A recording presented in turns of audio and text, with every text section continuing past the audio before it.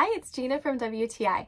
I found the perfect solution for an oddly shaped shower situation or an RV that you removed the shower doors, which is what we did. This is an Artiwell shower curtain rod made in aluminum. It's L-shaped, so it fits into those kind of strange areas that you might have that's not like a regular shower enclosure.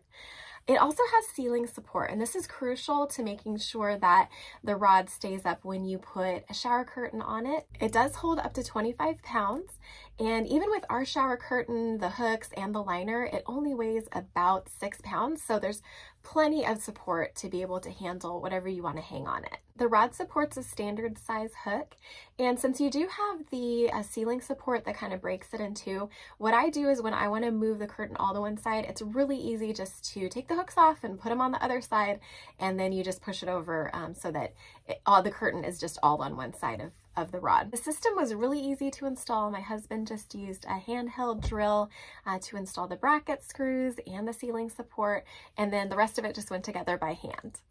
I'm so pleased with this shower rod.